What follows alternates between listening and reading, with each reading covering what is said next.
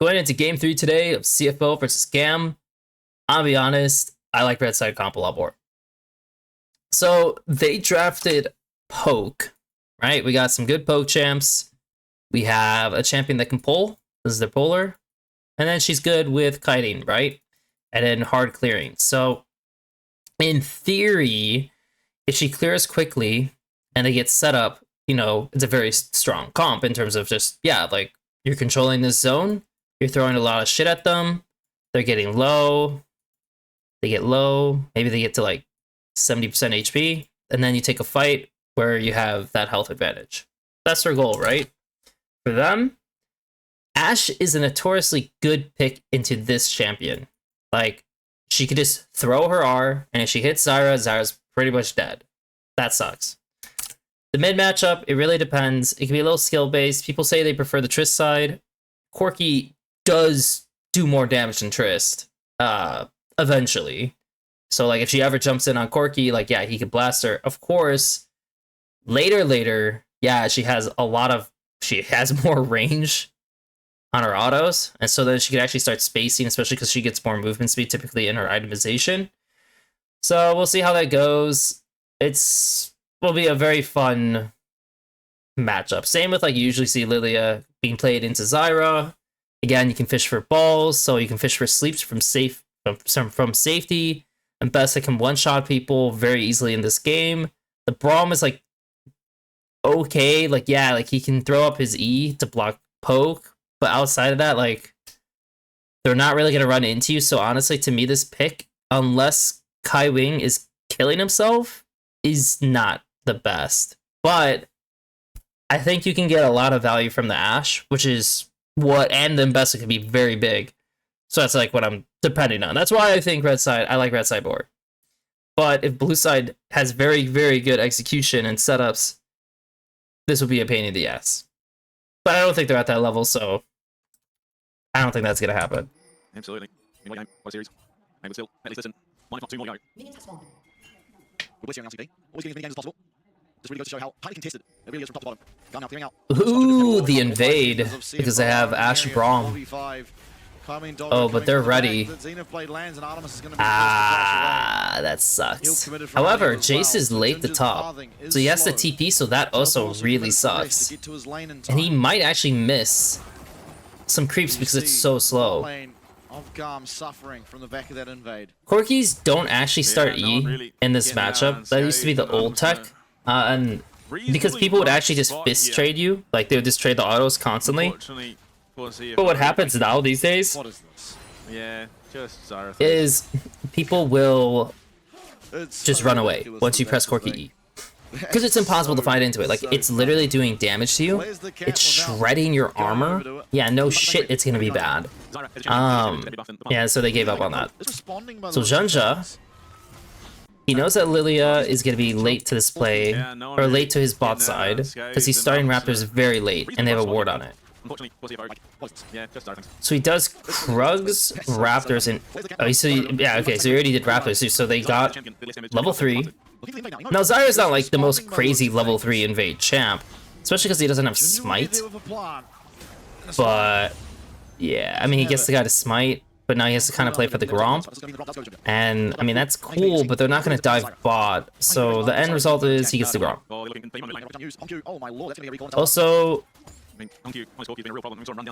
Honk is actually just winning. Junja needs to get rolling, though. Like, he's actually taking a lot of time to, like, do these camps. Like, he's probably going to want to go to the crab after this just to make sure this guy doesn't take it over him. And he will come out ahead, especially because he started Raptors.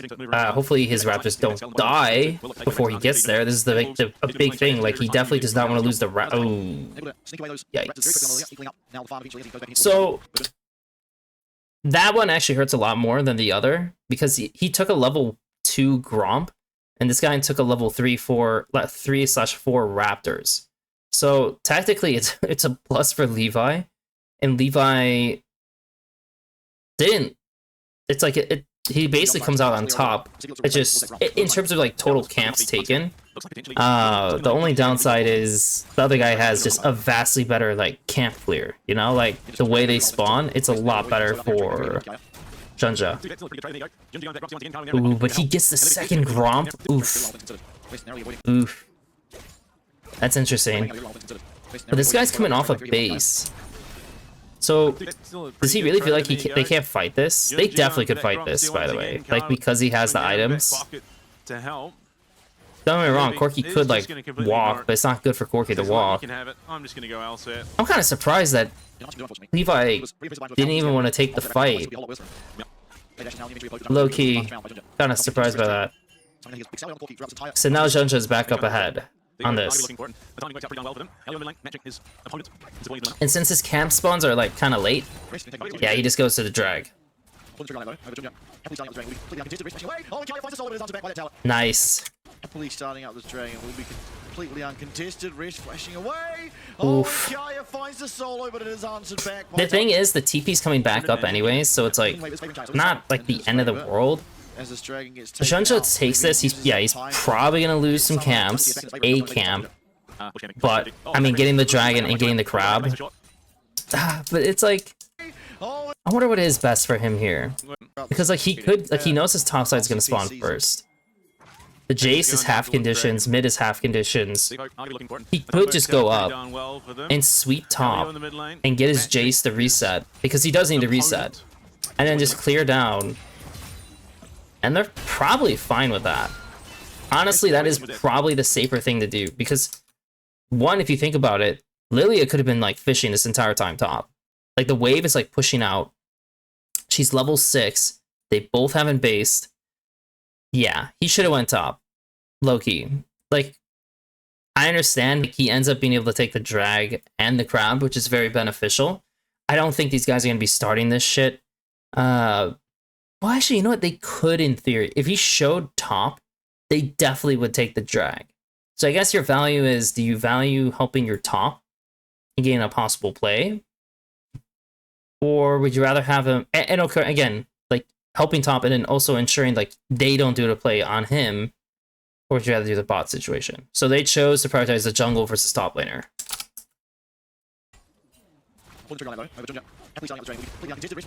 Which, I mean, the wave is bad for Jace still, by the way. And since he did this play, the Lilia is still top. And so the Lilia should fish on the Jace. And hopefully he doesn't die a second time, because that would be incredibly bad. He took both top camps. Wow. Lilia's trying to hit 6. So she just hit 6. At this point, she actually could have gone straight top and fished for a timer if she wanted to. I don't know if it would work, but she could have.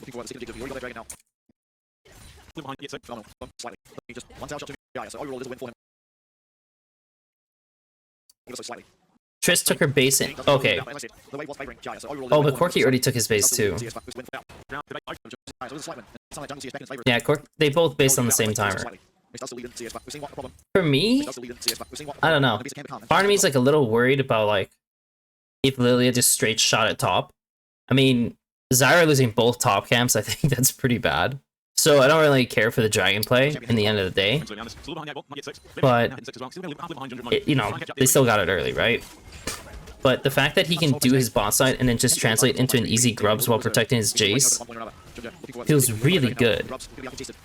Like, I definitely don't... I'm definitely not the happiest about this being the situation for GAM.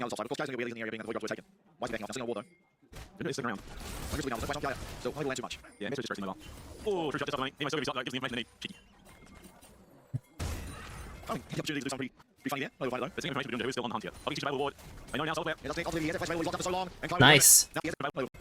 I mean, they tracked him, right? Yeah, pretty much. I mean, they know that the red's coming up, so they look to see if like they can contest the red. They spot him going upwards. The Zyra then dips off doing the rest of her camps, which she could do. Like, she could do... go the crab, go this way, go down, and she could get, you know, like, more further ahead while Leona does her thing, right? But keep in mind, you know, no TPs are on top. If Lily is up here, is Ashe, Braum diving Ezreal? With full sums? No, they're not. So, oof. Oof. Oof, and he didn't even have to flash to Zyra. And Kaiwing will claim it. Now it's Kaya under the pump. How many times do I have to see don't know if they go south? Will it be another one? It looks like at least it's a 1-for-1. Definitely a winning trade overall for the side of CFO, as minions will not the worst, but yeah, the Lilia dying, now the camps like lost isn't a big deal. Like the camp tempo, right? Like following your path. Of course, if Lilia flashes this, you know, you kind of waste some time as Zyra, but you still get her flash, so then you can actually play for that going into the next objectives or like any skirmish fights. Ooh, close. I think. Oh my lord, things are flying from everywhere. I think a bowling ball rolled down. Oh my lord, there are asteroids around the rim. This can't see me, man. Okay, yes, a bowling ball. Oh, just from downtown. It's somehow still trades pretty well. Not even using even a flash to get out of that. Just takes it, Valkyries away, almost straight back on Emo. Pretty crazy series of events. Oh, I mean, literally. That Junker's Lair lands. That's just free money behind this. Another neutral. This week, investing. I mean, just Junker taking absolutely everything for free. If he's looking for an advantage on top side, that's where he'll gone. So nothing to find at all. And despite being the guy going for the objectives, he's also up considerable amount of CS. Junker absolutely running the rest here. Hit 6 hold.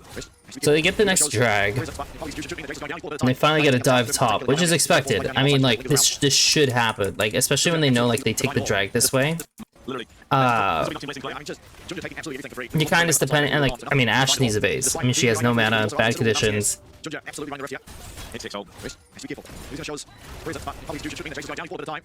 expected. Downside is that they don't have grubs. Enemy team has grubs, but the Ezreal's also low mana, so it kind of works out. Like, in a sense, it's like, oh, well, the Ezreal's not going to overstay bot that long, so we didn't lose too much. She also Levi's also able to take another top camp. Ooh. Hopefully he doesn't die. Too far. Unfortunate. It's a little too far. But all in all, it's been good.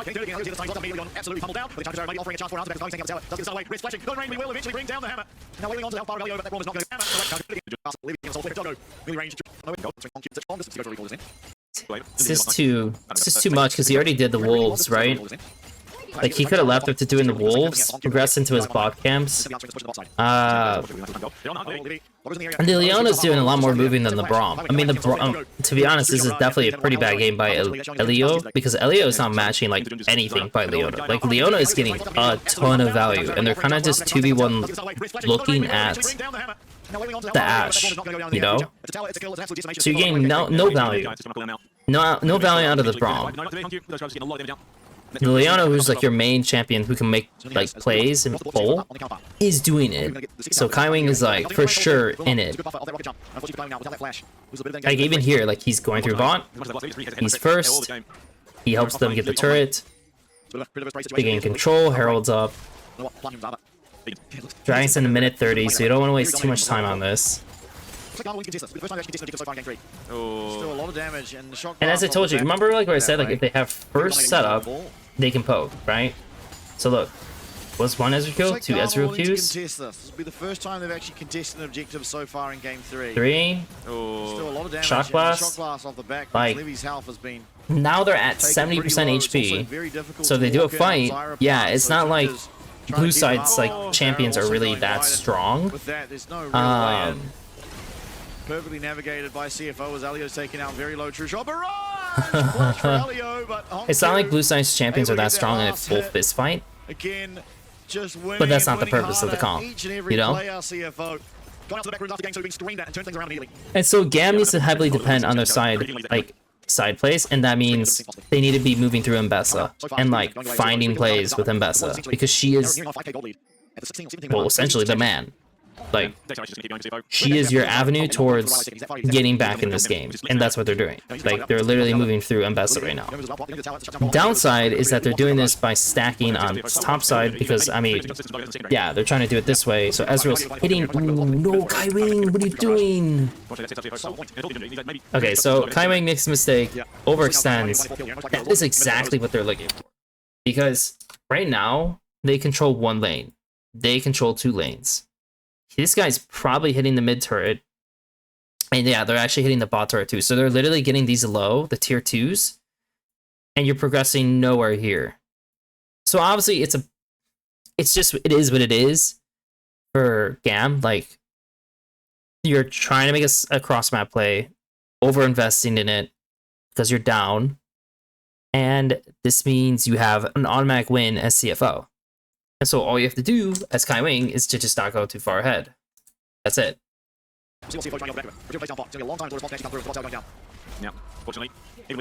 But by killing him, getting the kill means that you can get first setup, you can get tempo on the map.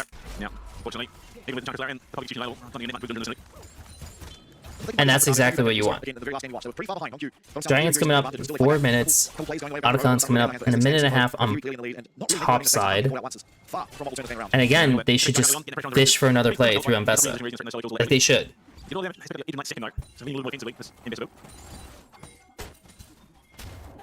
And so they're doing that. No, I don't agree with them. I don't know if I necessarily agree with them full hitting with Lilia showing.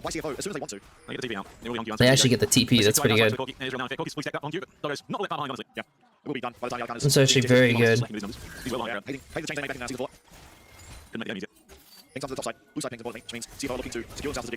There's no way Braum could have gotten vision on Otacon during this time because they didn't have any control. And the Mbessa needs to go. I mean, they could straight shoot it through mid to top, but I feel like you're also going to give Otacon. Which, yeah, like at this point, you're giving up every single objective, which is pretty bad. But I feel like you're just taking the soul fight, no? All the work they need is the snare, the stun even later. Yeah.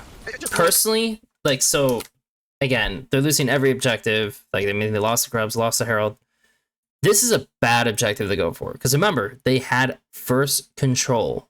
First control.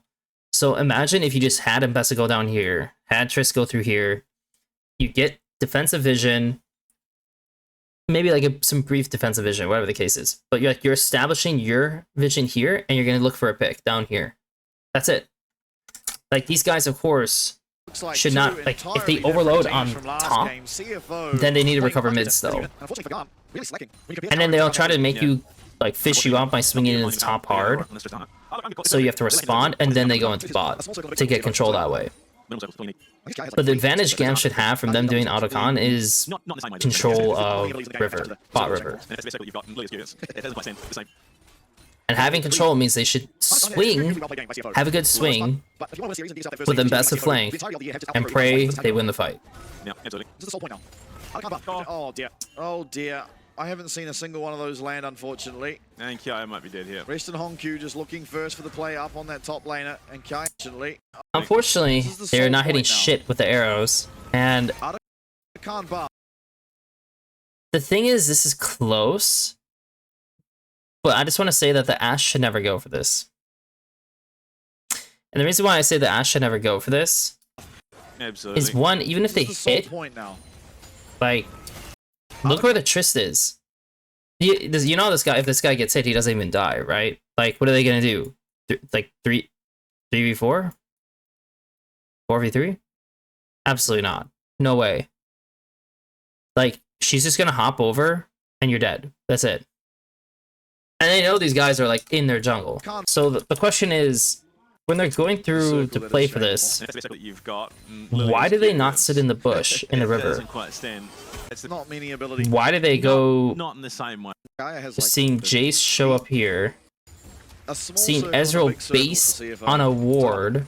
Why are you not playing for the next mid wave? Like, Triss should shift even. They should have 4 people on mid. They should literally have 4 people on mid. That's crazy. They actually screwed this up big time. GAM. Like, they should be on this wave. Ezreal should never be taking this wave solo over them. And then once they, like, and in this area should be GAM's. Like, this should be GAM's wave. Or, like, we get GAM's, like, area. And so then these guys can't just walk in. The fact that they just walked in made this super awkward. And then they threw Ashe Arrow, and now that's it. So unfortunately for me, my opinion is, after watching them play this comp, I think they should never trust Artemis on Ashe. Again. I mean, I already know they're gonna lose. Like, again, once the arrow's gone, and like I said, the Braum ended up being omega useless. Like, he did nothing. That was such a bad pick by them. Yeah, for now, usually I have my team again, just going to track the tier 2 in bot side. Doesn't really You know, been a good pick. Blitzcrank. Actually, Blitzcrank actually been really, really good. I mean, CFO, you give over 1,000 gold shutdown, pick up I mean, as well. Just doing next to no damage. Yeah, I think that is so substantially far behind. And now, Khan, Dragon Soul, 3 Void Grubs, Rift Hero, Baron Swing in 20 seconds. There's not a single objective. Pick up this game from GAM. This is just crazy numbers. Like, it's so low in terms of total damage and the dealt. Yeah, I don't want to say it because Well, I was wrong. I said I liked red side comp, but if blue side can execute well, then it goes over them. But I didn't think they could execute the best per se, but they did have control first. And unfortunately for red side, their Ashe, who they heavily depend on, yeah, he didn't hit a single thing this game. Literally hit nothing. Hold up. Hold up. See how much damage that would do. We have the Quirky showing top. He has TP. Ooh, nice combo. Just be one going over. Golden does go Junja, and he will be falling. Does he get the Stranglethorns off? No, he doesn't. The CC's there. Great glacial fissure. Okay. Wow, Triss actually survived. I am super surprised the Triss actually survived. And Levy goes down. Artemis goes down. Triple kill going to the rookie CFO. And the fight looked like about as good as you could get. How on earth did the Triss survive? Oh, he didn't.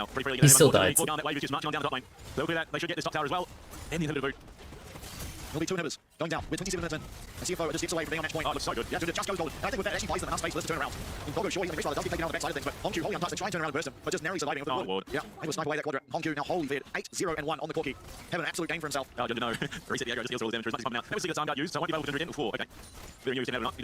And this will be more than likely the final stand for GAM. Is he having onto the Siren? Does Junja give over the opportunity? I mean, not for now. The Solar Flare lands, and in come the boys. 2 very quick kills. Only Levy and Kaya left, but their base will not be as Kaiwing will ensure. That's all she wrote. Okay. Well, yeah. Com's very obnoxious if you can't play it well on the right side. And they did not play it well on the right side. For sure, MVP is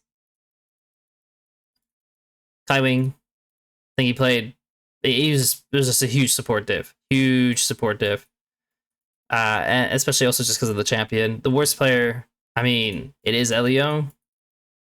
It's for sure Elio in a way, but also it is also Artemis because he did not hit anything. And if you can't hit anything as Ashe and you can't get sums ever, like how are you gonna play? Like they really rarely fished for cleanse and for flashes on mid waves.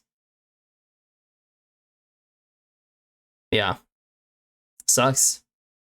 On to the next. That was really quick.